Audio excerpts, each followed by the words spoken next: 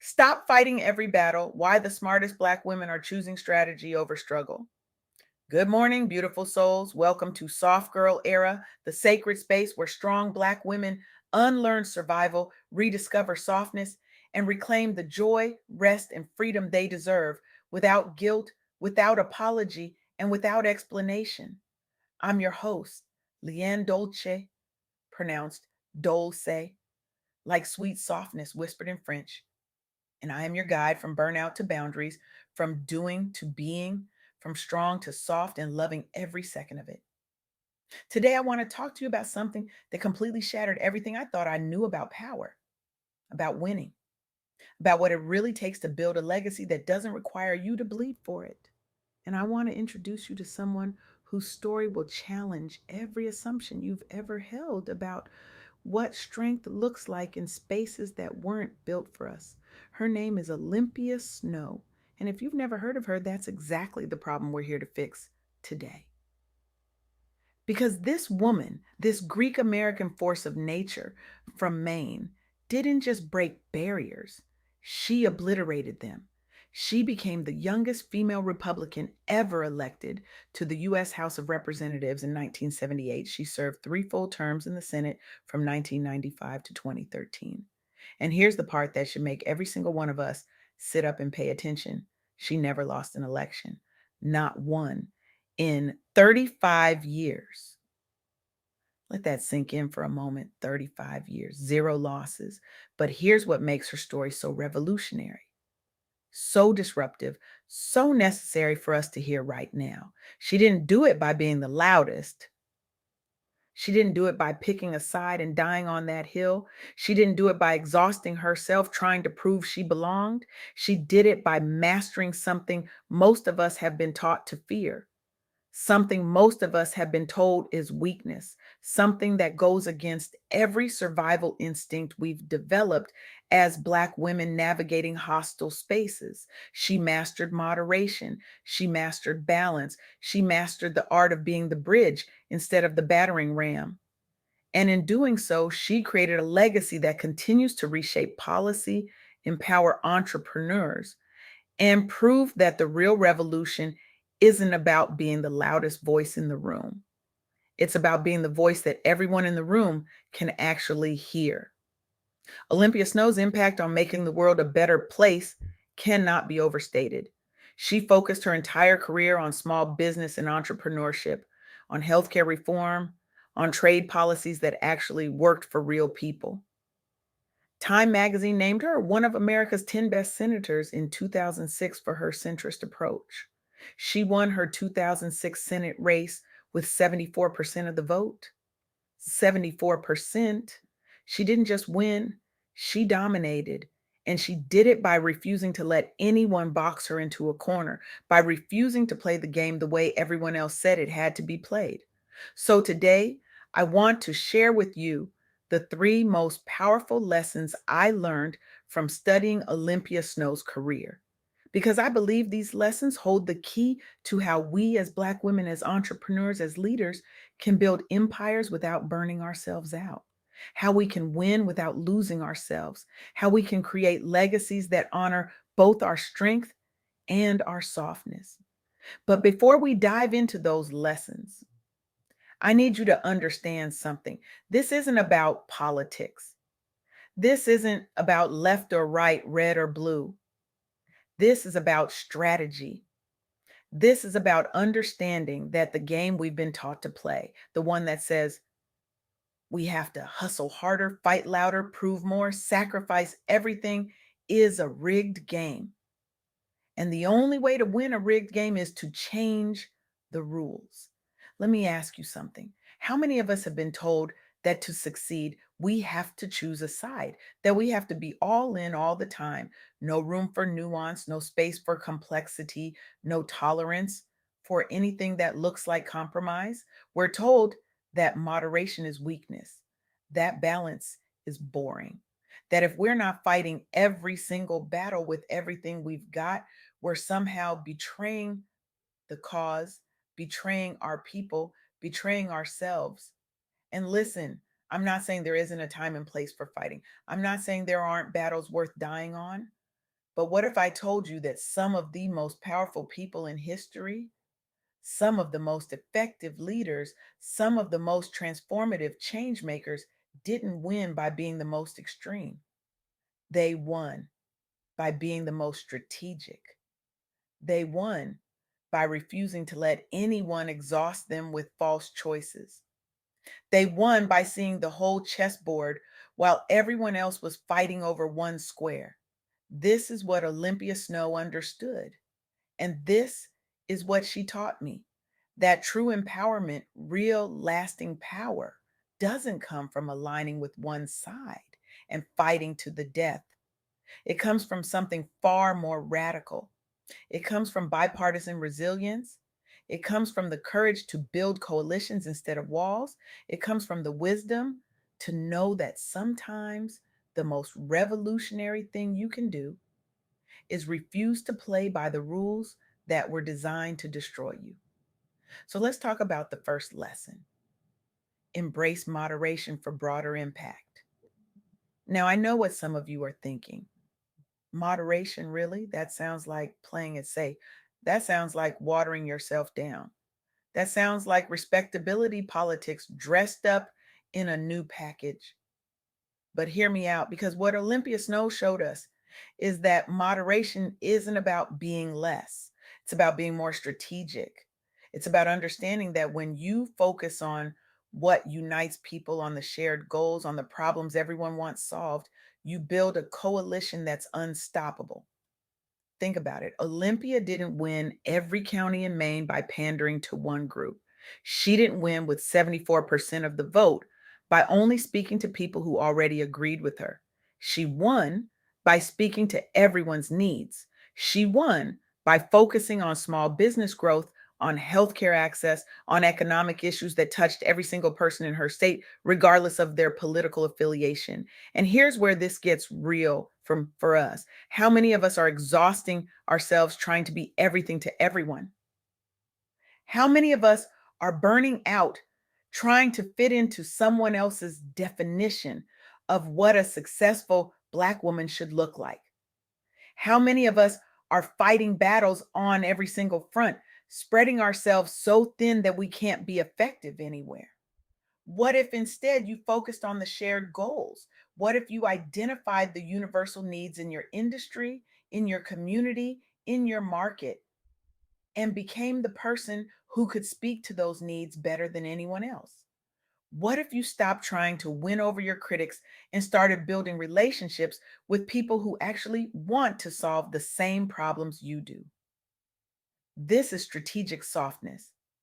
This is what your soft girl era can look like in practice. It's not about giving up your values. It's not about compromising your integrity.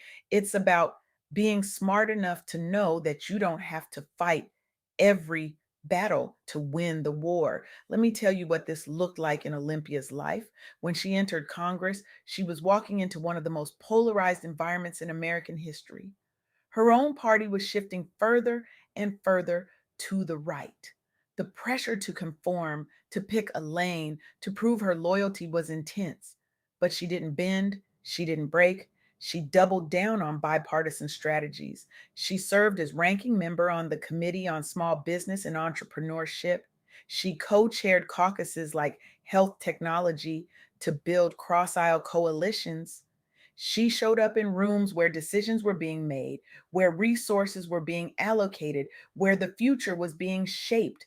And she didn't show up as the loudest voice. She showed up as the most valuable voice, the voice that could translate between worlds, the voice that could build consensus instead of conflict. And you know what happened? She won.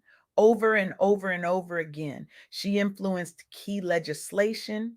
She drove policy changes that supported minority owned businesses.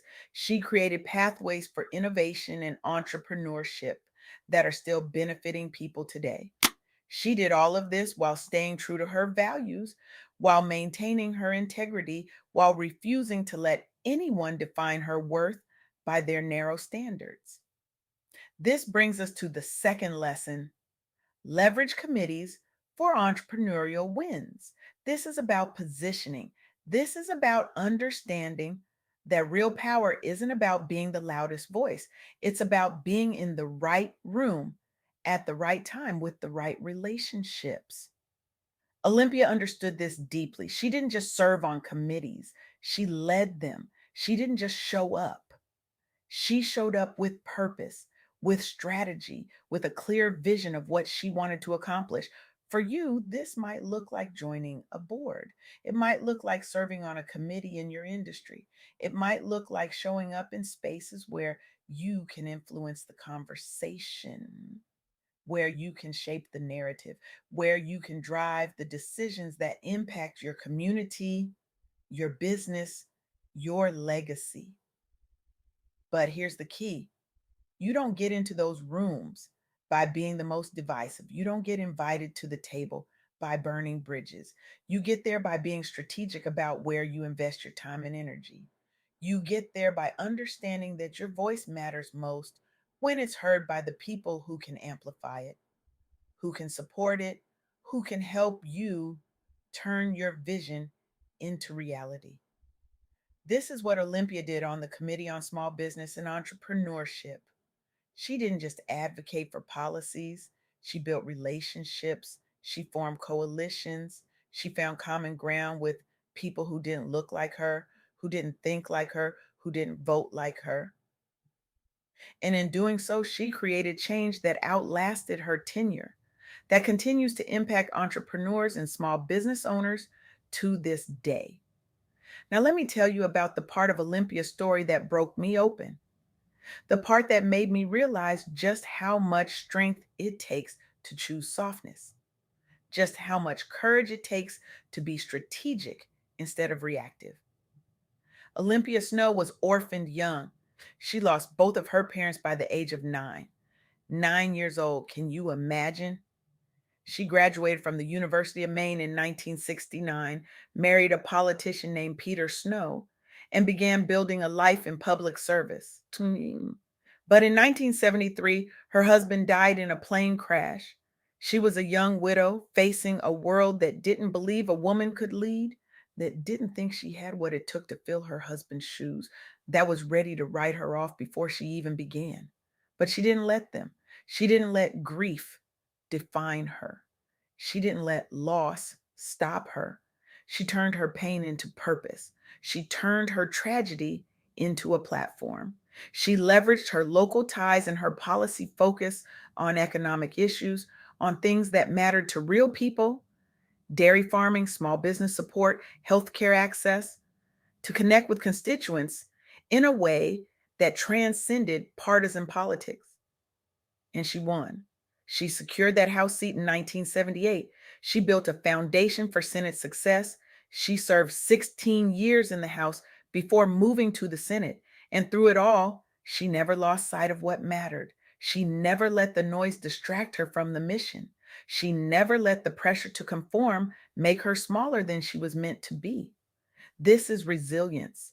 This is what it looks like to be soft and strong at the same time. This is what it means to honor your pain without letting it become your prison. And this is what so many of us as Black women have been doing our entire lives. We take the hardest blows life can throw at us and we turn them into fuel. We turn them into fire. We turn them into freedom. But here's what Olympia taught me that I need you to hear today. You don't have to do it alone. You don't have to fight every battle by yourself. You don't have to prove yourself to every critic, to every doubter, to every person who doesn't see your value. You can build coalitions. You can find allies. You can be strategic about where you spend your energy and who you spend it with. This brings us to the third lesson. And this one is for those of us who are thinking long term, who are building legacies, who are ready to shift from survival mode to strategic living. Build a legacy beyond your primary platform. After Olympia retired from the Senate in 2013, after her landslide wins in 2000 and 2006, after 35 years of never losing an election, she didn't disappear. She didn't fade into obscurity. She didn't let her influence end just because her title changed. She joined the Bipartisan Policy Center as a senior fellow. She joined the board of T. Rowe Price, a Fortune 1000 investment firm. She co chaired the Political Reform Commission. She continued to advocate, to influence, to reform, but she did it from a different platform, from a place of rest, from a place of choice, from a place of power.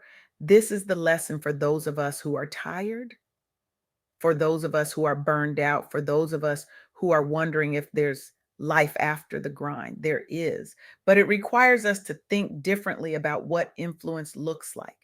It requires us to build systems, not just careers. It requires us to think about legacy, not just success. Olympia showed us that you can retire voluntarily on your own terms, drawing on decades of undefeated success, and still continue to shape the world. You can transition from electoral power to institutional influence. You can move from the spotlight to the strategy room and still make an impact that benefits your community, your industry, your people.